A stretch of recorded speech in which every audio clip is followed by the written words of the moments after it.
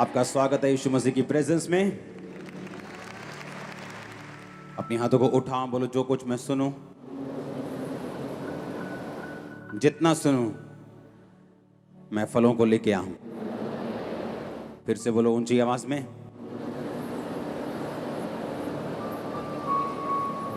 आमीन।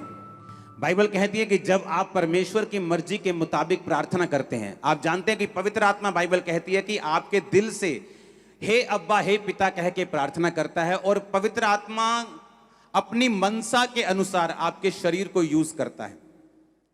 आपको पवित्र आत्मा जब मिलता है तो उसका कारण क्या है? पवित्र आत्मा इसलिए आपको नहीं मिला कि आप सिर्फ दूसरों के लिए प्रेयर कर सकें या अपनी लाइफ में सुरक्षित रह सकें। पवित्र आत्मा इसलिए भी मिला है कि आप परमेश्वर की मर्जी के अनुसार भी प्रार्थना कर सकें। एक बार एक रात को एक व्यक्ति बेचैन हो गया, बहुत ज्यादा क्रिश्चियन व्यक्ति। इतनी बेचैनी हो गई कि उठ के बैठ गया रात को, बिल्कुल मिडनाइट, जब सोने का पूरी गहरी नींद का टाइम है। पवित्र आत्मा ने उसे उठाया और बोला गैर भाषा में प्रार्थना करो। उसे मालूम नहीं था विषय क्या है, और उसने गैर भाषा में प्रार्थना की। 1-2 घंटे प्रार्थना करने के बाद उसका मन चैन में आ गया और उसे ऐसा लगने लगा कि अब परमेश्वर नहीं चाहता मैं प्रेयर करूं, और वो सो गया। तब इंटरनेट का ज़माना नहीं था, फ़ोन का ज़माना नहीं था। थोड़े महीने बाद वो अपने भाई से मिला और उसके भाई ने कहा कि फलानी डेट को मेरे को हार्ट अटैक हो गया था और मैं ऐसे मरने वाला था, बिल्कुल डेड हो गया था, लेकिन पता नहीं ऐसा किस चीज़ ने मुझे छुआ कि मैं रिवाइव हो गया, मुझे होश आ गया, एकदम से मेरी ज़िंदगी वापस आ गई। तो उसने समझाया, उसने कहा कि वो वही दिन था कि जब पवित्र आत्मा ने मेरे को बेचैन किया था। जब मेरे को पवित्र आत्मा ने बेचैन किया तो मैंने तेरे लिए प्रार्थना की और उसी वक्त परमेश्वर ने तुझे छुआ और चंगा किया। जब मैं आपको ये बातें बता रहा हूं, इसका मकसद सिर्फ यही है कि आप लोगों को मालूम होना चाहिए कि आने वाले समय में हमें परमेश्वर की मर्जी के अनुसार प्रार्थना करनी है। क्योंकि जैसे ही आप परमेश्वर की विल के अनुसार प्रेयर करेंगे, अपने भाइयों के लिए, पास्टर्स के लिए, पंजाब के लिए, लोगों के लिए, अन्य जातियों के लिए भी, तो ये परमेश्वर की मर्जी है कि शांति बनी रहे और परमेश्वर अपने लोगों को मजबूत करे। तो जब आप इस तरह से प्रार्थना करेंगे, आप डिलीवरेंस में भी एंटर करेंगे, आप ब्लेसिंग में भी एंटर करेंगे। सुनो मेरी बात, जब आप किसी की गाड़ी को यूज करते हैं, आप किराए पे गाड़ी लेके आए या किराए का ऑटो लेके आए या आपने गाड़ी खरीदी है, कुछ भी है, आप जो किराए की गाड़ी लेके आए आप उसको पे करते हैं कि भाई साहब मैंने आपकी गाड़ी को यूज किया है, ये लीजिए 700 रुपया, 1000 रुपया, 1200 रुपया जो मैंने आपके साथ किया, क्योंकि मैंने आपकी गाड़ी को इस्तेमाल किया। पवित्र आत्मा जिसके अंदर है, और अगर वो व्यक्ति पाप में नहीं है और परमेश्वर की आवाज को सुन सकता है, और दूसरा जो चर्च में परमेश्वर की योजना उनको मालूम होती है, उसके अनुसार जब वो प्रार्थना करना शुरू करता है, तो जिस तरह से हम गाड़ी यूज करने के बाद किराया देते हैं, जब परमेश्वर आपकी गाड़ी को यूज करता है, आपकी बॉडी को यूज करता है, वो आपको पे बैक करता है उसके लिए। जब परमेश्वर आपको पे बैक करता है, वो आपकी फेवरेट चीजें आपको देता है। आपकी फेवरेट चीज क्या हो सकती है? आपका भाई नशे करता है, आपको लगता है कि अगर मेरा भाई नशे छोड़ दे तो मेरे लिए ये फेवरेट चीज है। मेरी बहन अगर व्यभिचार छोड़ दे तो ये फेवरेट चीज है। अगर मेरे बच्चे मसीह में आ जाए तो ये फेवरेट चीज है। मेरा फाइनेंस हल हो जाए तो मेरी फेवरेट चीज है। तो अगर आप परमेश्वर की मर्जी को जब पूरा करते हैं, वो आपकी फेवरेट चीज आपको देता है। मेरी ये प्रेयर है, यहाँ बैठे एक एक कोने में आपकी फेवरेट ब्लेसिंग्स इसी महीने आपकी लाइफ में उतरे यीशु मसीह के नाम में। हालेलुया। पवित्र आत्मा आपको बताता है कौन सा काम करना है। पवित्र आत्मा आपको बताता है किस विषय के लिए प्रार्थना करनी है। कुछ बातें पवित्र आत्मा आपको बताता है और कुछ बातें आपके सामने होती हैं कि मेरा भाई नशे करता है, मुझे इसके लिए प्रेयर करनी है। मुझे अपनी फैमिली के लिए प्रेयर करनी है, मुझे अपने बच्चों के लिए प्रेयर करनी है, मुझे अपने अगुए के लिए। वो तो हमें नजर आ रहा है। ऐसी बातें भी हैं जो नजर नहीं आती, लेकिन पवित्र आत्मा जब आप उसको समर्पण कर देते हैं तो वो आपके शरीर को यूज करते हैं। हालेलुया। आप गैर भाषा जब बोलते हैं, आप नहीं जानते आप क्या प्रार्थना कर रहे हैं, लेकिन पवित्र आत्मा आपकी गैर भाषा को किसी के लिए, आपके लिए या किसी परमेश्वर के मकसद के लिए इस्तेमाल करता है। और जब जब आप अपना शरीर, अपना पैसा, अपनी ताकत, अपना माइंड, अपनी कोई भी चीज परमेश्वर को देंगे, ब्लेसिंग हेवन खोलकर आप पर उतरेगी ही उतरेगी। हम डिलीवरेंस की बात कर रहे हैं, हम छुटकारे की बात कर रहे हैं। एक छुटकारा जो पास्टर को भी चाहिए, एक औरत को भी चाहिए, एक मर्द को भी चाहिए, एक बिजनेसमैन को चाहिए अगले लेवल पे जाने के लिए, अनफ्रूटफुल लोगों से छुटकारा पाने के लिए चाहिए, एक छुटकारा जो आपकी फैमिली में आपको चाहिए, एक छुटकारा जो आपके अपनी लाइफ में, अपनी स्पिरिचुअल लाइफ में आपको चाहिए। बाइबल कहती है कुछ रूल्स हैं जिन्हें फॉलो कर कर छुटकारा लिया जा सकता है। जिस तरह मैं आपको बताना चाहता हूं, आप कितने बीमार हैं, कितनी देर से बीमार हैं, कितने दुखी हैं, इस बात पे आपका छुटकारा निर्भर नहीं करता। यीशु मसीह के पीछे एक औरत आई कि मेरी बेटी में से दुष्ट आत्मा निकाल दे, निकाल दे, निकाल दे। यीशु मसीह ने मना कर दिया। यीशु मसीह ने कहा कुत्तों को मैं अपने बच्चों की रोटी नहीं दे सकता। क्योंकि यीशु मसीह चेलों ने भी कहा कि तू क्यों इसकी प्रार्थना को नहीं सुनता, ये दुखी है। परमेश्वर ने कहा सिर्फ एक बंदा दुखी है इसलिए उसकी प्रार्थना नहीं सुनी जा सकती। कभी परमेश्वर ने बाइबल में ये नहीं कहा तू बड़ा दुखी है, तू बड़ी दुखी है इसलिए मैं तेरी प्रार्थना को सुनता हूं। परमेश्वर ने कहा तेरे विश्वास ने तुझे क्या किया, चंगा किया। तेरे फेथ ने तुझे क्या किया। अगर मुझे छुटकारा लेना है तो मुझे रूल्स और मुझे परमेश्वर के जो प्रिंसिपल्स हैं, जो वचन हैं, परमेश्वर का जो बनाया सिस्टम है, मुझे उसे फॉलो करना पड़ेगा। बाइबल कहती है वो औरत परमेश्वर के सामने आई। इंग्लिश में लिखा शी वर्शिप्ड, उसने हिंदी में लिखा उसने यीशु को प्रणाम किया और कहा कि बालक, जो तेरे बालक हैं उनकी मेज से जो चूर चार निकलता है वही कुत्ते खाते हैं। हालेलुया। पर लिखा उसने वर्शिप की। चंगाई से पहले की कि चंगाई के बाद में की? ऊंची आवाज में बताओ। छुटकारे के पहले वर्शिप की कि छुटकारे के बाद में की? बाइबल कहती है उसने इतना सखत उत्तर सुनने के बावजूद भी शी वर्शिप्ड। तो क्या आप भी जब परमेश्वर आपको उत्तर ना दे वर्शिप करने के लिए तैयार हैं? जब आपको उत्तर वो ना दे फिर भी आप परमेश्वर के साथ बने रहने के लिए तैयार हैं? हालेलुया। लिखा शी वर्शिप्ड, उसने खुदा की वर्शिप की। इतना सख्त जवाब लेने के बावजूद भी उसका विश्वास नहीं हिला और उसने कहा तेरे बालकों की मेज से जो गिरेगा वही कुत्ते खाएंगे, हमें अपने घर का कुत्ता समझ ले। यीशु मसीह ने कहा इस बात के कारण दुष्ट आत्मा तेरी बेटी को छोड़ के जा चुका है, जा चली जा। बाय फेथ जो सिस्टम बना है, जो परमेश्वर ने वचन में ठहराया है, उसी के अनुसार हम चंगाई ले सकते हैं, उसी के अनुसार हम छुटकारा ले सकते हैं। उससे बाहर जाकर हम छुटकारा नहीं ले सकते, बल्कि वही जो परमेश्वर के वचन में ठहराया गया है। आमीन। मैंने अपनी लाइफ में नोटिस किया है कि छुटकारा जो है वो बिल्कुल उन्हीं लोगों को मिलता है जो आत्मा को फॉलो करते हैं, जो पवित्र आत्मा को फॉलो करते हैं, वही छुटकारे में, रियल छुटकारे में एंटर करते हैं। आज जो आप सिस्टम देख रहे हैं चर्च में, सब जगह आप बड़े बड़े सिस्टम को बनता हुआ देख रहे हैं, लेकिन पहले ऐसा नहीं था। इतनी बड़ी चर्च होने के बावजूद भी किराए पर साउंड आता था। हम अपना साउंड परचेज नहीं कर पा रहे थे, इतना पैसा भी नहीं था चर्च के पास, क्योंकि चर्च से कोई डोनेशन नहीं मांगी जाती थी, कुछ नहीं था, बस लोग आके डाल जाते थे, ठीक है कुछ नहीं है तो ना सही। ऐसा चलता रहा कितने साल।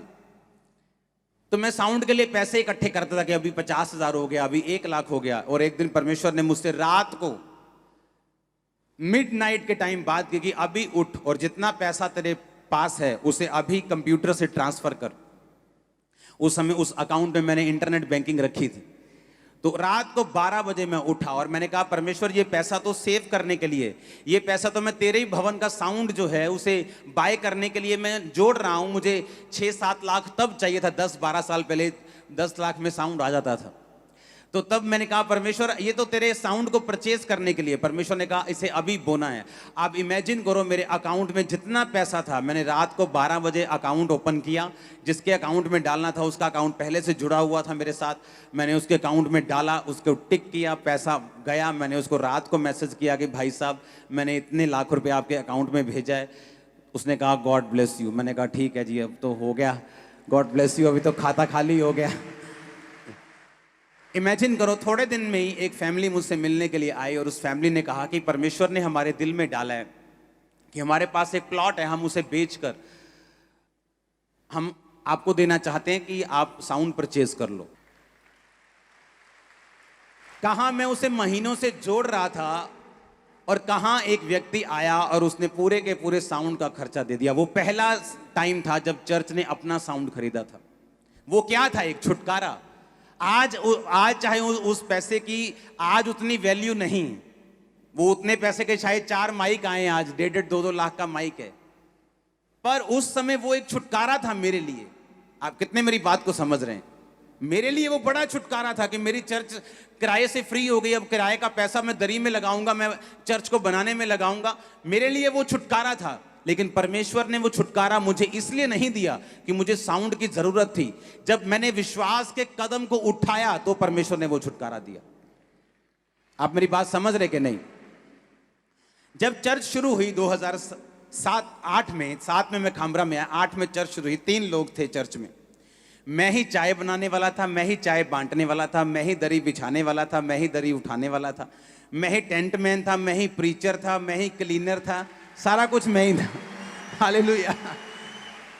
जब लोग आने वाले होते थे, दरी भी मैं बिछाता था, पुलपट भी मैं ही लगाता था। साउंड तब जरूरत थी नहीं 3 लोगों में।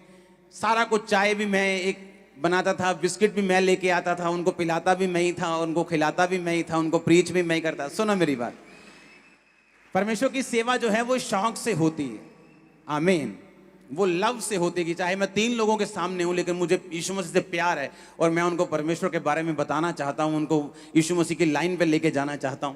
तब क्या हुआ, 2007 में 8 में एक 10 बाय 10 के कमरे से जब चर्च शुरू हुई तो चर्च बढ़ गई।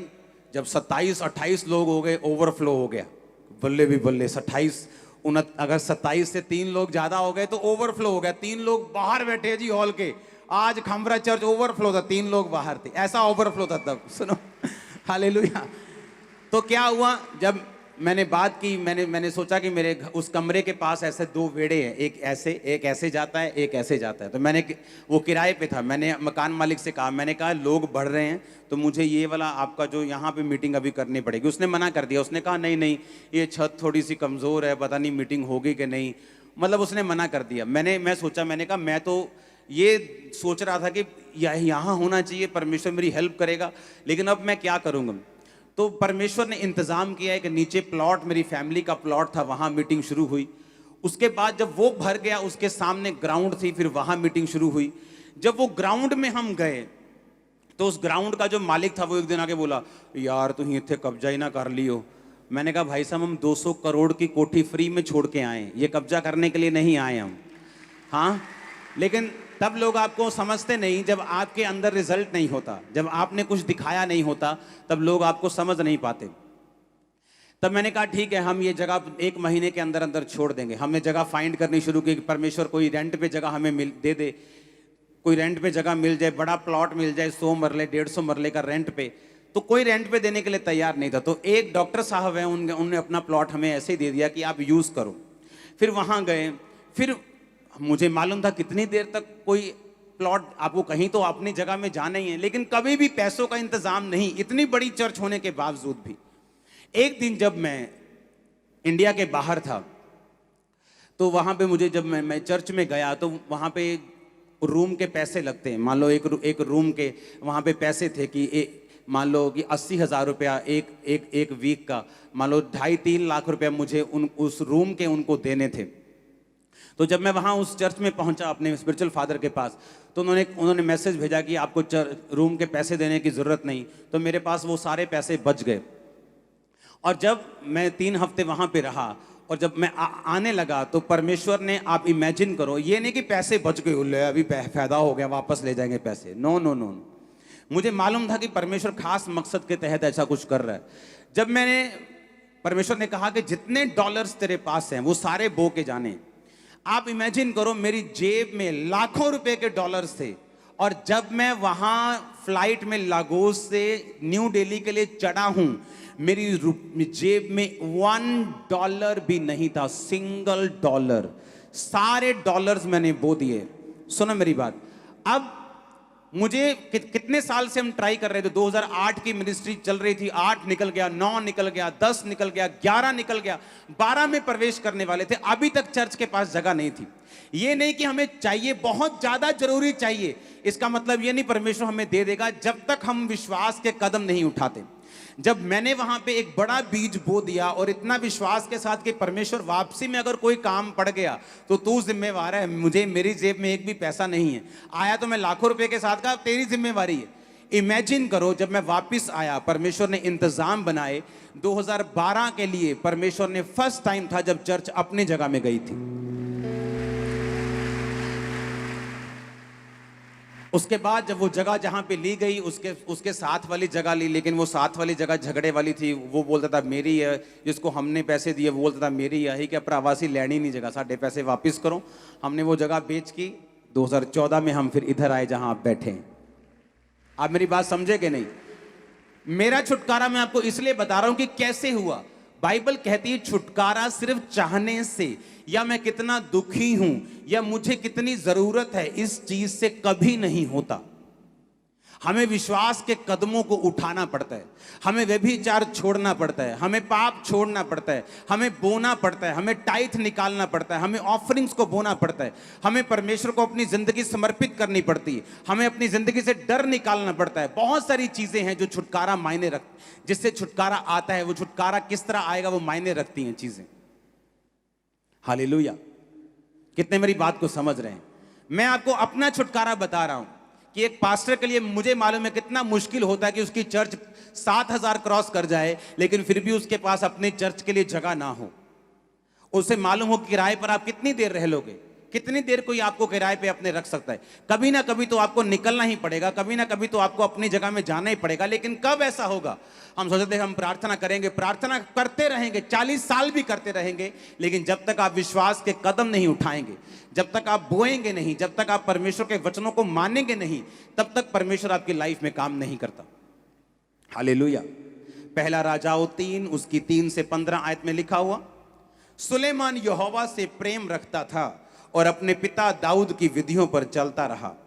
वह ऊंचे स्थानों पर भी बलि करता और धूप जलाता, और राजा गिबोन को बलि चढ़ाने गया, और क्योंकि मुख्य स्थान वही था, वहां उसने 1000 होम बलि चढ़ाए। हमेशा ये बात याद रखो, जब कोई भी बलि की बात होती है या ऐसी किसी चीज की बात होती है तो वो यहोवा के लिए है। पुराने टाइम में लोग वो सुगंध भी चढ़ाते थे और बलि भी चढ़ाते थे पुराने टाइम में। तो जब भी मैं आपको बलि की बात करूं, सुगंध की बात करूं, तो आपको मालूम होना चाहिए कि वो यहोवा के लिए था। गिबोन में यहोवा ने रात को स्वप्न के द्वारा सुलेमान को दर्शन देकर कहा, जो कुछ तू चाहे मैं तुझे दूं, मैं मांग। सुलेमान ने कहा, तू अपने दास मेरे पिता दाऊद पर बड़ी करुणा करता रहा, क्योंकि वह अपने को तेरे सम्मुख जानकर सच्चाई और धर्म के साथ चलता रहा। तूने उस पर इस तरह की करुणा की, उसे उसकी गद्दी पर विराजने वाला एक पुत्र दिया है, जैसा कि आज वर्तमान है। अब हे परमेश्वर यहोवा, तूने अपने दास को मेरे पिता दाऊद के स्थान पर राजा किया है, परंतु मैं छोटा लड़का सा हूं जो भीतर बाहर आना नहीं जानता। फिर तेरा दास तेरी चुनी हुई प्रजा के लोगों के मध्य में है, जिनकी गिनती बहुतायत के मारे नहीं हो सकती। तो अपने दास को अपनी प्रजा का न्याय करने की, समझने की ऐसी शक्ति दे कि मैं भले बुरे को परख सकूं, क्योंकि ऐसा कौन है जो तेरी इतनी बड़ी प्रजा का न्याय कर सके। इस बात से प्रभु प्रसन्न हुआ कि सुलेमान ने ऐसा वरदान मांगा है। तब परमेश्वर ने उससे कहा, इसलिए कि तूने वरदान मांगा, ना तो दीर्घायु, ना धन, ना अपने शत्रुओं का नाश मांगा, परंतु समझने के विवेक का वरदान मांगा है। इसलिए सुन, मैं तेरे वचन के अनुसार करता हूं, तुझे बुद्धि विवेक से भरा हुआ मन देता हूं, यहां तक कि तेरे समान ना तो कोई पहले हुआ ना बाद में होगा। फिर जो तूने नहीं मांगा, धन और महिमा भी मैं तुझे यहां तक देता हूं कि तेरे जीवन भर कोई राजा तेरे तुल्य ना होगा। परंतु यदि तू अपने पिता दाऊद के समान मेरे मार्गों में चलता हुआ मेरी विधियों और आज्ञाओं को मानता रहेगा, तो मैं तेरी आयु को बढ़ाऊंगा। तब सुलेमान जाग उठा और देख कर कि यह सपना था। फिर वह यरूशलेम को गया और यहोवा की वाचा के संदूक के सामने खड़ा होकर होम बलि और मेल बलि चढ़ाए और अपने सब कर्मचारियों को भोज दिया। अब यहां पे बाइबल कहती है, जब सुलेमान राजा बना, उसे एक बात मालूम थी कि उसकी प्रजा बहुत बड़ी है, लेकिन उसके पास ऐसी बुद्धि नहीं जो अपनी प्रजा का न्याय कर सके। अब उसे छुटकारा चाहिए। बाइबल कहती है, जब वो परमेश्वर के संदूक को लेके आ रहा था, उसने परमेश्वर के संदूक के सामने हजारों बलियों को चढ़ाया। जब भी आप अपनी जिंदगी से परमेश्वर के सामने कुछ ऐसा चढ़ाते हैं जो आपके लिए बहुत मायने रखता है। हन्ना ने अपना बेटा परमेश्वर को चढ़ा दिया, सेवा के लिए दे दिया। सुलेमान ने लिखा लाखों भेड़ों को कुर्बान कर दिया। पुराने टाइम में जो भेड़ें होती थी वो पैसों के बराबर थी। लोग आपकी वेल्थ को भेड़ों के, आपके गधों के, आपके घोड़ों के जो साइज था उसके हिसाब से आपको जांचते थे। बाइबल कहती है कि जब उसने वो दिया तो परमेश्वर ने उसको सपना दिया और परमेश्वर ने कहा तू मुझसे क्या मांगता है। जब भी आप परमेश्वर को कुछ ऐसा देंगे जो आपके लिए कीमती है, परमेश्वर की स्पिरिट आपके लिए हिलेगी और वो आपसे बात करेगा। कुछ ऐसा जो मेरे लिए कीमती है, मैंने बहुत बार परमेश्वर को दिया है। जो मेरे लिए बहुत मायने रखता है, मैंने परमेश्वर को दिया है। लेकिन बाइबल कहती है जो छुटकारा परमेश्वर चाहता है तुम्हारा हो, उसके लिए परमेश्वर को तुम्हें वचन में लेके आना होगा और तुम्हारे अंदर फिर परमेश्वर डालता है, भाई साहब तू ऐसा कर, मेरे बेटे मेरी बेटी तू ऐसा कर, मेरे बेटे ये परमेश्वर को दे दे, मेरी बेटी ये परमेश्वर को दे दे। क्योंकि जो छुटकारा परमेश्वर देना चाहता है वो बिना इस प्रोसेस से निकले हुए परमेश्वर आपको नहीं दे सकता। क्योंकि वचन में लिखा हुआ है जब तू बोएगा मैं तुझको हिलाकर डुलाकर, लेडीज आटा मांगते ना पड़ोसी से, कई बार भैन जी दइयो एक, हाँ साडा आटा मुक्का तुम देने वापस, वो ऐसे उठाती है आटा ऐसा करके देती है। परमेश्वर कहता है तूने तो ऐसे करके दिया है, जब मैं तुमको दूंगा तो मैं से दबा दबा कर दूंगा, मैं तुम्हें ज्यादा वापिस करूंगा। हालेलुया। अगर परमेश्वर ने मुझको छुटकारा देना है, पहले वो मुझसे बात करता है कि तुझे ये काम करना है, तुझे इतनी प्रार्थना बढ़ानी है, तुझे पवित्रताई के लेवल को बढ़ाना है, तुझे ये काम करना है, तुझे इतना पैसा बोना है, तुझे ये अपनी ये चीज परमेश्वर को दे दे, ये वाली कार परमेश्वर को दे दे। बहुत बार मेरे साथ ऐसा हुआ। उससे क्या होता है कि जब मेरी एक कीमती चीज परमेश्वर को मैं चढ़ाता हूं, परमेश्वर देखता है कि हाँ इसके अंदर विश्वास है। और बाइबल कहती है वो छुटकारा जो परमेश्वर हमें देना चाहता है हमारी लाइफ के अंदर एंटर कर जाता है। और ये बिब्लिकल है, ये परमेश्वर का प्लान है, ये परमेश्वर की व्यवस्था है जो उसने हमारे लिए की है कि जितना छुटकारा परमेश्वर हमें देता है वो उसी व्यवस्था के बीच में देता है, उससे बाहर नहीं। अगर अमेरिका की सहूलतें चाहिए तो वहीं का ग्रीन कार्ड चलना चलेगा। अगर अगर अगर यूके की सहूलतें चाहिए तो वहीं का आपको परमानेंट रेजिडेंस चाहिए। अगर आपको जिस देश की आपको सहूलतें चाहिए, उस देश का जो आपको चाहिए, आपको उस देश के रेजिडेंट होना पड़ेगा। उसी तरह अगर परमेश्वर का छुटकारा चाहिए तो आपको वचन के बीच से आना पड़ेगा और उस व्यवस्था से आना पड़ेगा जो परमेश्वर ने आपके लिए तैयार की है। कितने मेरी बातों को समझ रहे हैं? अब मैंने एक बात अपनी लाइफ में नोटिस की है, जितने लोगों की स्पिरिट बोने वाली होती, देने वाली होती, वो हमेशा दूसरे लोगों से जल्दी छुटकारा पाते हैं। मैंने नोटिस किया। कंजूस क्रिश्चियंस भी होते हैं, वो चर्च भी जाते हैं लेकिन कंजूस, किसी की हेल्प करनी हो कंजूस।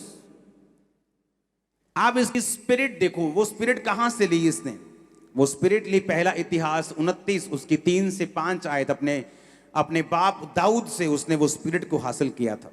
दाऊद कहता फिर मेरा मन अपने परमेश्वर के भवन में लगा है, इस कारण जो मैंने पवित्र भवन के लिए इकट्ठा किया है उस सब से अधिक मैं अपना निज धन भी जो सोना चांदी के रूप में मेरे पास है अपने परमेश्वर के भवन के लिए दे देता हूं।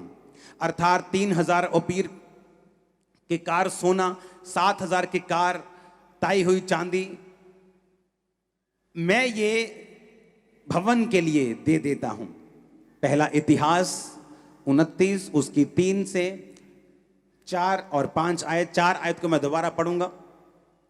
उसने कहा 3000 की कार सोना और 7000 की कार ताई हुई चांदी। 110 टन सोना 240 टन चांदी बनती है ये। हालेलुया। कितने टन सोना बनता है? एक 10 ग्राम सोना 50,000 के करीब है। हाँ, 1 किलो सोना 50 लाख का हो गया। इमेजिन करो 110 टन सोना। पर्सनल की बात कर रहा हूं, जो दाऊद का पर्सनल सोना था, जो दाऊद की पर्सनल चांदी थी। उसने कहा जो भवन के लिए मैंने इकट्ठा किया मैं वो तो देता ही हूं, लेकिन मैं अपना निज धन, जो मेरा निज धन है, जो मेरी पर्सनल प्रॉपर्टी है, जिस तरह आज जब इंग्लैंड की जो रानी जो प्रभु के पास चली गई, उसका जो निज धन है, इंग्लैंड का धन नहीं, इंग्लैंड के पास धन नहीं, जो उसका निज धन है वो भी $1 बिलियन में है। दाऊद का जो राजाओं का निज धन होता था, अपना धन, उसने कहा मैं अपना सारा निज धन, मैं सोना, मैं चांदी, क्योंकि मेरा मन परमेश्वर के भवन के साथ लगा हुआ है, मैं वो भी परमेश्वर के भवन को देता हूं। हुआ क्या, परमेश्वर ने उस सोने को ग्रहण किया, और इसीलिए जब सुलेमान ने उसी स्पिरिट को लेकर उसी बलियों को उसी तरह की देने की आत्मा जो उसके पिता में थी, जब वो बलियां चढ़ाता था, परमेश्वर ने विजन दिया। बलि देने के बाद परमेश्वर रात में सपने में आता और बोलता है तेरे को क्या चाहिए। उसने कहा मैं छोटा लड़का हूं, मैं चाहता हूं कि तू मुझे बुद्धि दे ताकि मैं तेरी प्रजा का न्याय कर सकूं। परमेश्वर कहता है अब मैं तुम्हें बुद्धि भी दूंगा, ऐश्वर्य भी दूंगा, धन भी इतना दूंगा कि तेरे पहले या बाद में किसी राजा को मैंने इतना नहीं दिया होगा। कारण क्या, क्योंकि जो दाऊद ने बोया उससे पहले इतिहास में ऐसा बड़ा बीज कभी भी बोया नहीं गया था। किसी ने भी इतना बड़ा बीज इतिहास में नहीं बोया था जो दाऊद ने बोया। जब दाऊद ने बोया, परमेश्वर ने कहा तू मुझे हरा नहीं सकता। तेरे बाप ने जो बड़ा बीज बोया, चाहे तूने ये पैसा नहीं मांगा, उस बीज के कारण मैं तुझे बुद्धि भी देता हूं जो तूने मांगी है, लेकिन पैसा भी इतना दूंगा कि तेरे बाद या तेरे आने वाले समय में पहले भी या अब भी कोई भी राजा ऐसा नहीं होगा। हालेलुया। और बाइबल कहती है छुटकारा सुलेमान की जिंदगी में एंटर हुआ। तभी वो छुटकारा जब आया तो सुलेमान के अंदर इतनी बुद्धि थी कि लोग उससे मिलना चाहते थे। जब सुलेमान के अंदर बुद्धि ज्यादा हो गई तो लोग क्या करते थे, मैं आपको बताता हूं कैसा होता है। जब एक देश मजबूत हो जाता है तो दूसरे देश उसके साथ जुड़ने के लिए भेंटों को भेजते हैं कि भाई साहब हमारे देश का जो पीतल है बड़ा अच्छा होता है, हम चाहते हैं आपके साथ व्यापार करना, हम आपको बेस्ट पीतल देंगे। हमारे देश की टेक्नोलॉजी बड़ी अच्छी है, हम आपको बेस्ट टेक्नोलॉजी देना चाहते हैं। हमारे देश की गाय बैल बड़े अच्छे हैं, हम आपको वो देना चाहते हैं। जब सुलेमान के अंदर इतनी बुद्धि आ गई तो सारे देश के जो लोग थे उसके साथ काम करना चाहते थे, क्योंकि वो अपनी बुद्धि से अपने देश को, अपने लोगों को इस तरह से चलाता था कि लोगों के लिए वो एग्जाम्पल था। बाइबल कहती रानी, जब रानियां और राजे उसके पास आते थे तो वो बड़े हैरान होते थे उसके लोगों की पोशाक को देख के, उसके बैठना उठना, उसके राज करने का तरीका। और जब वो आते थे तो बहुत सी भेंट लेके आते थे। और जैसे ही जब सुलेमान के जीवन में बुद्धि एंटर की तो बहुत से देशों ने उसके साथ संधि करनी शुरू कर दी, बहुत से देशों ने उसके साथ व्यापार करना शुरू कर दिया। बाइबल बताती है कि सुलेमान घोड़ों का व्यापार भी करता था, अरब के घोड़े मंगवा के वो व्यापारियों को देता था। बाइबल कहती है कि इस धरती के नीचे ऐसी कोई चीज नहीं थी जिसकी नॉलेज सुलेमान को नहीं थी। परमेश्वर ने हर एक चीज के लिए उसकी बुद्धि को खोल दिया था। लेकिन उस छुटकारे की शुरुआत कहां से हुई? बोने से। समझ आ रही है कि नहीं? इमेजिन करो जो लोग नहीं बोते, इमेजिन करो वो क्या मिस करते हैं। ये नहीं कि उनकी तनख्वाह 15,000 से 14,000 रह जाएगी, वो आइडियाज मिस कर देते हैं जो पवित्र आत्मा जन्माता है आपकी लाइफ के अंदर। वो आइडियाज मिस हो जाते हैं उनके, वो गाइडेंस मिस हो जाती है जो इस दुनिया को जन्माने वाला, देखी हुई जितनी सब चीजें उनको बनाने वाला परमेश्वर जो उनके दिमाग में जन्माना चाहता है, वो आइडिया वो मिस कर जाते हैं। आप जितने मर्जी समझदार हों, आप 10 आइडिया लगाओ, लेकिन कौन सा ऐसा आइडिया है जो परमेश्वर का उपजाया हुआ है और जिसमें परमेश्वर चाहता है, जो आपके लिए, फ्यूचर के लिए, आपके बच्चों के लिए भी कामयाब रहेगा? वो उन्हीं लोगों को मिलता है जो बोने वाले लोग हैं। बाइबल कहती, पौलुस ने कहा, जब हम फिलिपियों की पुस्तक पढ़ते हैं उसका 4 उसकी 15 से 19 आयत, तो उसने कहा, हे फिलिपियो, तुम आप भी जानते हो कि सुसमाचार के आरंभ में जब मैं मकदुनिया से विदा हुआ तो तुम्हें छोड़ और किसी मंडली ने लेन देन के विषय में मेरी सहायता नहीं की। जब मैं थिस्सलुनीके में था तब तुमने मेरी घटी पूरा करने के लिए 1 नहीं 2 बार दान भेजा था। ये नहीं मैं दान चाहता हूं, परंतु ऐसा फल चाहता हूं जो तुम्हारे लाभ के लिए बढ़ता जाए। अब पौलुस कहता है, जो तुमने दान भेजा था वो मुझे नहीं चाहिए, आपका पैसा मुझे नहीं चाहिए। आप चर्च मेरे को तनख्वाह नहीं देती, या मेरी वाइफ को तनख्वाह नहीं देती। चर्च मेरी मदर भी यही सेवकाई करती है, नहीं मैं हम नहीं लेते तो हम अपनी मदर को दिलवा दें, या इधर से उधर से कोई तनख्वाह नहीं लेता। पौलुस कहता, मैं तुम्हारा पैसा नहीं लेता हूं, मैं तुम्हारा दान नहीं चाहता हूं, पर मैं ऐसा फल चाहता हूं जो तुम्हारे लाभ के लिए बढ़ता जाए। पौलुस ने कहा, मुझे तुम्हारा पैसा नहीं चाहिए, मैं तंबू सीता हूं, मेरे और मेरे जो सहकर्मी, जो इवेंजलिस्ट हैं, जो प्रेरित हैं, वो अपना कारोबार करके अपना घर चला सकते हैं, अपना पेट पाल सकते हैं। लेकिन तुम जो बोते हो, तुमने जो बोया है परमेश्वर के राज्य के लिए, 2 बार इस घटी में, जब मैं परमेश्वर के सुसमाचार में था, जब मैं मिशनरी यात्राओं के ऊपर था, जब मेरे को पैसे की जरूरत थी, तुमने बोया। कहता अब मेरा परमेश्वर 19 आयत में उस धन के अनुसार जो महिमा सहित मसीह यीशु में है, तुम्हारी हर एक घटी को पूरा करेगा। आमीन। ये सब लोगों को नहीं कहा उसने। आज हर क्रिश्चियन इस वचन का रट्टा मारकर परमेश्वर से अपनी जरूरतें पूरी कराने की कोशिश ना करे। आप क्रिश्चियन हैं, आप जादू टोना करने वाले लोग नहीं हैं कि आप एक आयत को निकालेंगे और उसको पढ़ेंगे और बोलेंगे कि मैं 10 बार पढ़ूंगा जी, मैं इसको 100 बार पढ़ूंगा तो ये आयत पूरी हो जाएगी मेरी लाइफ में। ऐसा नहीं है। उस आयत को पढ़ने से पहले, उस पवित्र कलाम को पढ़ने से पहले, उस पवित्र बानी को, वचन को पढ़ने से पहले वो कहा किन लोगों के लिए गया? वो लोगों जिन्होंने मिशनरी कामों के लिए पौलुस की सहायता की थी। उसने कहा किसी और ने मेरी सहायता नहीं की, परंतु तुम लोगों ने 1 बार नहीं 2 बार मुझे भेजा। अब मेरा परमेश्वर तुम्हारी घटियों को पूरा करेगा। मेरी ये प्रेयर है, आपके बच्चों की मैरिजेस हेवन करेगा यीशु के नाम में। मेरी ये प्रेयर है, आपके इंतजाम परमेश्वर का हेवन करेगा। हेवनली सप्लाई आपके साथ होगी। मेरी ये प्रार्थना है, आपकी किचन्स भरी रहेंगी यीशु मसीह के सामर्थी नाम में। आमीन। चाहिए बरकत तुम्हारी है चर्च। हालेलुया। हम जब बाइबल में देखते हैं कि जो बोना है, अगर आप हमारी जिंदगी देखेंगे तो हमारी जिंदगी बोने वाली है। मुझे प्लेन में जाना है, मैं पहले बोता हूं। मुझे यात्रा करनी है, मैं बोता हूं। मेरे बच्चे का बर्थडे है, मैं बोता हूं। मेरा स्पिरिचुअल बर्थडे है, मैं बोता हूं। कोई काम हो जाए, मैं बोता हूं। उससे क्या है कि मेरी लाइफ में जो फल है, जो फ्रूटफुलनेस है, वो हमेशा बनी रहती। नहीं तो ऐसा कोई फॉरेन फंड यहां पे नहीं आता कि हम बोलें कि इतना बड़ा भवन आप बना सकते हो। मेरी टीम भी हैरान होती किस तरह से हमें पैसे की जरूरत होती और कोई ना कोई आके बोल देता है कि मैं ये थोड़ा बड़ा बीज देना चाहता हूं, आप मेरा बीज स्वीकार करें। और वो भी तब जब बिल्कुल जरूरत होती है। हमें मालूम होता है कि ये एसी का काम करना है, इसमें से इतने लाख रुपए की जरूरत है, लेकिन चर्च की ऑफरिंग से ये काम कैसे हो सकता है? क्योंकि जब हम बोते हैं, जब हम परमेश्वर के वचन को पूरा करते हैं, तो वो हमारी जिंदगी में छुटकारे को देता है, डिलीवरेंस को देता है, जो आपको चाहिए होता है। कितने मेरी बात को समझते हैं? मैंने देखा है पास्टर्स की लाइफ में डिलीवरेंस की कमी है। वो सोचते हैं हम पैसा इकट्ठा करेंगे, 10-20 साल में चर्च की जगह लेंगे। लेकिन अगर आप उन्हें पूछें आप पैसा बोते हैं क्या, टाइथ बोते हैं, आप ऑफरिंग्स बोते हैं? नहीं बोते। बहुत से लोग नहीं बोते। जो बोते हैं उनका इंतजाम परमेश्वर करता है। हेवन उनके लिए ओपन होता है, डिलीवरेंस उनकी लाइफ में एंटर करती। इसलिए मैंने कहा जो 7 हफ्ते आप डिलीवरेंस का वचन सुनेंगे, अगर आपने इन 7 हफ्तों में डिलीवरेंस के वचन को फॉलो किया, छुटकारा आपके पास होगा। और मैं आपको बता रहा हूं, सुनो सुनो, छुटकारे की शुरुआत आपकी लाइफ में हो चुकी है। मैं देख रहा हूं स्पिरिट में। आप बिलीव करते हैं क्या? मैं आपको स्पिरिचुअली बता रहा हूं ये चीज। मैं अपनी स्पिरिचुअल आईज से देख रहा हूं राइट नाउ। अगर मैं आप जेंट्स की ओर देख रहा हूं, अगर मैं आपकी ओर देख रहा हूं, मैं आपको बता रहा हूं स्पिरिचुअली छुटकारा एंटर कर चुके आपकी लाइफ के अंदर। आप जस्ट बड़ी टेस्टिमनीज को हासिल करेंगे और आएंगे वापिस। Hallelujah, hallelujah. मैंने आपको अपनी लाइफ की टेस्टिमनी दी, किस तरह से परमेश्वर ने मुझको छुटकारा दिया है। तो जब भी आप अपनी कीमती चीजों को देते हैं, आपको दर्द होता है, आपको पेन होती है। अगर आपको बोने में पेन नहीं होती तो वो बोना फ्रूटफुल नहीं होता।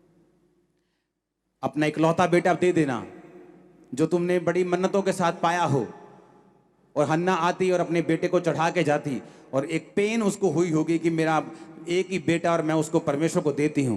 लेकिन बाइबल कहती परमेश्वर ने 5 बच्चे उसे और दिए उसके बाद। आपका बोना, प्रेयर, फास्टिंग आपके लिए एक बड़े प्राउड को पैदा करने वाली इन दिनों में। आप इतने बड़े काम अपनी लाइफ में देखेंगे कि परमेश्वर की महिमा करेंगे दोनों हाथ और मुंह से भी। आपकी लाइफ को, आपकी फैमिली, आपके फाइनेंस को, आपकी बॉडी को, आपके सिस्टम को आज इस पुलपिट से मैं ब्लेस्ड घोषित करता हूं, डिलीवर्ड घोषित करता हूं। Hallelujah, hallelujah. और मैंने देखा है ये एक आदत है। मत सोचो कि मेरे पास थोड़ा पैसा है तो मैं तब बोऊंगा जब मेरे पास ज्यादा होगा। मैंने देखा है ये आदत है। मैंने थोड़े थोड़े पैसों में भी लोगों को बोते देखा है और बड़े बड़े पैसे वालों को भी कंजूस होते देखा है, क्योंकि ये एक लाइफ स्टाइल है। क्योंकि अगर मैं कहता हूं मैं खुदा से प्यार करता हूं तो मैं बोने वाला हूंगा। अगर यहोवा परमेश्वर यही कहता रहता कि मैं जगत से प्यार करता हूं और यीशु मसीह को ना भेजता और दुनिया पापों में और बीमारियों में मरती जाती, तो हम बोलते कि परमेश्वर तू कैसा प्यार करता है। उसने कहा पिता ने जगत से इतना प्यार किया कि अपना इकलौता बेटा दे दिया। जब वो अपना बेस्ट आपको देना जानता है, वो एक्सपेक्ट करता है हम अपना बेस्ट परमेश्वर को दें। सुलेमान अपने पिता के पैसों से और उस जो वो पैसे जो प्रजा से इकट्ठे किए थे, जब भवन उसने बनाया, तो बाइबल कहती सुलेमान ने जब अपना घर बनाया वो भवन से भी बड़ा था। ये बात अटपटी लगती थी मेरे को बहुत, लेकिन परमेश्वर को आप हरा नहीं सकते। आप परमेश्वर को कुछ भी देते हैं, आप उसको एक वो डोंगा आटा देंगे, वो उसको लिखता दबा दबा कर, हिला हिला कर, दबा दबा कर तुम्हें वापिस करेगा। आमीन आमीन। वो ऐसा ही है। वो ये चाहता है कि हमारा मन इस दुनिया की किसी भी वस्तु पे ना लगे। हमें जो भी मिले वो एक बीज के रूप में, मैं विश्वास करता हूं कि हमें मिलता है। जो भी हमारे पास है वो एक बीज है एक फसल के लिए। जब उस बीज को हम बोते हैं वो फसल को हासिल करते हैं, फिर उस फसल से भी हम बीज को बोते हैं, हम नेक्स्ट फसल हासिल करते हैं। किसान जितना मर्जी अच्छा हो, जितना मर्जी भला हो, अगर वो रोए जमीन के पास जाकर के मुझे कनक चाहिए और कनक को बोए ना, तो वो कनक हासिल नहीं कर सकता। उसे बीज बोना पड़ता है, उस बीज की रक्षा करनी पड़ती है, उस बीज को पानी देना पड़ता है, उस बीज को दवाई देनी पड़ती है। आपको भी उसी तरह करना पड़ता है। आप जब बोते हैं आप उसको उसकी रक्षा करनी पड़ती है। ये नहीं आप बो के व्यभिचार में चले जाएंगे तो आपका बीज फलवंत होगा, आप लंगर प्रसादों में चले जाएंगे आपका बीज फलवंत होगा। आपको उस बीज की रक्षा करनी पड़ेगी, आपको उस बोने की रक्षा करनी पड़ेगी, आपको उसकी केयर करनी पड़ेगी, आपको उसको पानी देना पड़ेगा, वचन में रहना पड़ेगा, संगति में रहना पड़ेगा। अपनी आंखों से अपने बोए गए बीजों की फसल आप, आपके बच्चे, आपका घराना खाने वाला है बड़ी प्रीति के साथ। आमीन। ऊंचा चाहिए church overflow branches. Hallelujah hallelujah. जब मैंने ये सेवकाई की शुरुआत की थी तो मुझे मालूम था कि मुझे अपने लोगों को आधा अधूरा वचन नहीं देना। मेरे पास कई पास्टर्स आते हैं, मैं बोलता हूँ आप उनको लोगों को बोने का वचन नहीं देते। वो बोलते नहीं, जब हम लोगों को बोने का वचन देते लोग भाग जाते हैं वहां से। मैंने कहा वो लोग इसलिए भाग जाते हैं, उन्हें लगता है कि पास्टर मांग रहा है, पास्टर को पैसों की जरूरत है, पास्टर के शायद बच्चे स्कूल नहीं जा रहे, उसको जरूरत है पैसों की। मैंने कहा तुम जब अपना बिजनेस करोगे, अपने परिवार का पेट खुद पालोगे, जब तुम खुद अपना काम खुद करोगे और जब तुम लोगों को बताओगे कि भाई साहब अगर तुम 100 रुपया दे रहे हो, वो 100 रुपया परमेश्वर के कामों में जा रहा है, तो लोग बोएंगे। तुम्हारा सिस्टम अच्छा नहीं है, अपना सिस्टम अच्छा करो, क्योंकि ये काम बहुत कम लोग करने के लिए तैयार हैं। क्योंकि बाइबल कहती कौन दाख की बारी लगाकर उसका फल नहीं खाता, उसका रस नहीं पीता। पौलुस कहता कि मेरे पास अधिकार है कि मेरा खर्चा चर्च उठाए, लेकिन कहता मैं उन अधिकारों को प्रयोग में नहीं लेके आऊंगा ताकि मैं ज्यादा से ज्यादा लोगों को खींच के लेके आऊं। अगर आपको मालूम है कि मेरा पैसा खुदा के भवन में 100% जा रहा है, तो मुझे मालूम है लोग खुल के बोते, उन्हें पता है कि हमारा पैसा जहां भी हम बो रहे हैं वो सही जगह पे जा रहा है और पूरा जा रहा है, और पूरे एक 100 बंदों की टीम है जो उसे खर्च रही है, पूरा हिसाब रखा जा रहा है। लोग इसी कारण ब्लेस्ड हैं। मैंने उन्हें बताया कि अगर खामरा चर्च में हमने अभी सीट नहीं लिया, कितने साल, 1.5 साल 2 साल पता नहीं कितने हो गए, मेरे को याद नहीं। मैंने कहा अगर आज भी मैं सीट के लिए अनाउंस करूंगा तो उस दिन इतने लोग होते हैं जितने चर्च में नहीं होते। संडे खामरा चर्च में इतने लोग होते हैं। बोलते अच्छा।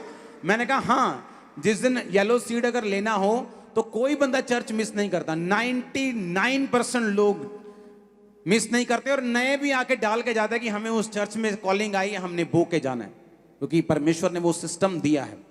अभी उन सीटों की हम नहीं ले रहे, लेकिन आपको मैं बता रहा हूं कि किस तरह से परमेश्वर आपकी लाइफ में काम करता है। आमीन। ये लाइफ स्टाइल होना चाहिए। बोना तब नहीं जब मेरे पास करोड़ों रुपया है। मेरे पास 10 रुपए भी हैं तो मैं 1 रुपया बो सकता हूं। मैं किसी काम में, परमेश्वर के काम में उस 1 रुपये को लगा सकता हूं। जब मेरे हार्ट में, जब मेरे दिल में बोने की स्पिरिट आ जाएगी तो परमेश्वर कहता तू थोड़े में वफादार था, मैं तुझे ज्यादा दूंगा। आमीन। तू थोड़े में फेथफुल था, मैं तुम्हें ज्यादा दूंगा। जब परमेश्वर आपको ब्लेस करने पे आता है, जब परमेश्वर आपको फाइनेंशियली स्टेबल करने पे आता है, जब वो आपको छुटकारा देने पे आता है, उसे देश की इकोनॉमी की जरूरत नहीं है बढ़ाने को वो आपको छुटकारा दे सके। जब नाइजीरिया में दुनिया का सबसे बड़ा पेंटिकोस्टल स्ट्रक्चर चर्च बना, तो उस चर्च में जब बताया गया कि ये इतने $1 मिलियन का चर्च होगा, तो वो पास्टर सबसे गरीब था और उसकी तनख्वाह आज के हिसाब से जस्ट 700 रुपया महीना थी। 3500 नायरा उसकी तनख्वाह थी, लेकिन 350 नायरा बोना, जो जिसकी वैल्यू सिर्फ 70 रुपए बनती, वो भूलता नहीं था। उसके स्पिरिचुअल फादर ने उसको बोना सिखाया था कि बेटा कम हो ज्यादा हो, बोना छोड़ना मत। आज वो सबसे बड़ा स्ट्रक्चर बना रहे हैं, और जिस चर्च को वो अब बना रहे हैं, जिस चर्च को वो अब बना रहे हैं, नई चर्च को, उसकी वैल्यू 3000 करोड़ के से भी ज्यादा है। हालेलुया। कौन बना रहा है? जो गरीब था। कारण क्या? छुटकारा। कैसे मिला? परमेश्वर के वचन से। गरीबी में जन्मना पाप नहीं, गरीबी में मरना पाप जरूर है। आप गरीबी में जन्मे, आपका कोई कसूर नहीं, गरीबी में मर जाओगे तो ये पाप है। आप बीमार जन्मे हैं, कोई प्रॉब्लम नहीं, लेकिन बीमार मरिए मत। पाप में जन्मे हैं, कोई प्रॉब्लम नहीं, पाप में मरिए मत। मसीह से बाहर जन्मे, कोई प्रॉब्लम नहीं, मसीह में आकर जाइए। हालेलुया। कितने इन बातों को समझ रहे हैं? जब मैं छुटकारे की बात करता हूं, मैं ओवरऑल छुटकारे की बात करता हूं। सुलेमान ने सिर्फ बोया, परमेश्वर ने उसको बुद्धि दी, लेकिन छुटकारा चारों तरफ का हुआ। जब एक राजे के पास इतनी बुद्धि होती, दूसरा राजा लड़ने के टाइम में भी 10 बार सोचता है। आज कोई बंदा अगर अमेरिका से लड़ने के चाहे तो 10 बार पहले सोचता है कि इस देश को हाथ डालूं कि ना डालूं, इजराइल पर हाथ डालूं कि ना डालूं। उसकी बुद्धि इतनी बड़ी हो गई, छुटकारा इतना बड़ा हुआ कि देशों ने संधि करके उसको सोना, उसको चांदी, उसको ऐसे जो रत्न थे, सुगंध द्रव्य थे, घोड़े थे, जो कीमती चीजें थी, जो लकड़ियां थी, चंदन की लकड़ियां थी, वो उसको भेजते थे। कारण क्या? बोना। कारण क्या? छुटकारा जो यहोवा ने उसका किया। आमीन। जब मुझे छुटकारा चाहिए तो मुझे ये बात मालूम होनी चाहिए, और बात मेरी याद रखना, जब तक छुटकारा नहीं होगा, बेइज्जती नहीं छूटेगी, वो साथ नहीं छोड़ेगी। अगर बेइज्जती से पार आना है तो छुटकारा चाहिए हमें। हालेलुया। अगर बेइज्जती से बचना है तो छुटकारा चाहिए। भजन संहिता में लिखा है 51 में कि हे परमेश्वर मेरा मुंह खोल दे ताकि मैं तेरा गुणानुवाद कर सकूं। वो ये मुंह की बात नहीं कर रहा, वो कह रहा है मुझे टेस्टिमनी दे ताकि मैं तेरा गुणानुवाद, मेरा मुंह खोल दे, जिस तरह हन्ना के मुंह को उसने खोल दिया था।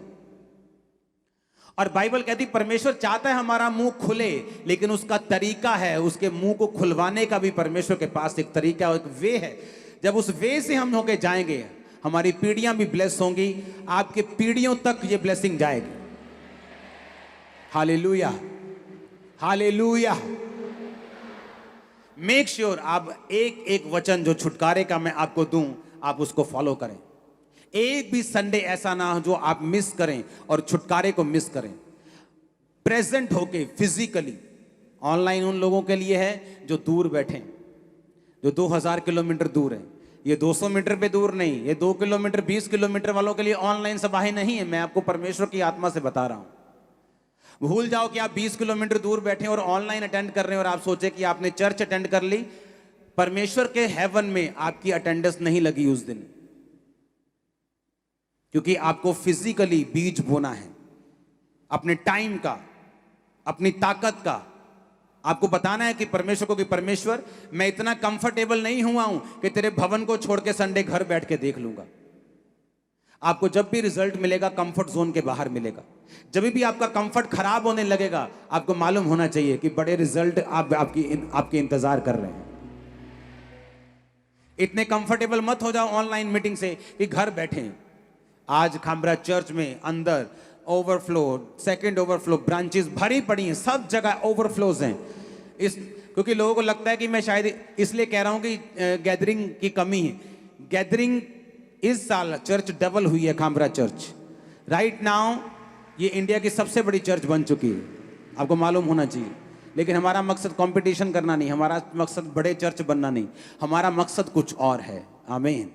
हमें वचन को देना है, हमें हील करना है, डिलीवर करना है, लोगों को शिक्षा देनी है, राइट तरीके से उनको लेके जाना है ताकि वो इस ब्लेसिंग को अपनी पीढ़ियों तक पहुंचा सके। आमीन। आप सब ब्लेस्ड हैं यीशु के नाम में। और मेरा पूरा बिलीव है ये 7 हफ्ते जो वचन परमेश्वर दे रहा है आपको, इसको दोबारा फिर से सुनना, इसको फिर से सुनना, फिर से सुनना, इसको मिस मत करना। जस्ट अपनी स्पिरिट में इसको एंटर करने देना, आप एक नए मनुष्य होंगे। डिलीवरेंस आपकी लाइफ में स्पिरिट में एंटर कर चुकी है, मैं अब देख रहा हूं आपको भी। मैं नहीं कह रहा कि मिलेगा, बहुत सी गिनती ऐसी है आपकी स्पिरिट में डिलीवरेंस एंटर कर चुकी, वो आप कंसीव कर चुके हो अपनी स्पिरिट में। आप देखना किस तरह से फल लेके आते हैं आप। हालेलुया, जोर से बोलो हालेलुया। अपने हाथों को उठाओ। Thank you Jesus. गैर भाषा में प्रार्थना करो अगले 5 मिनट।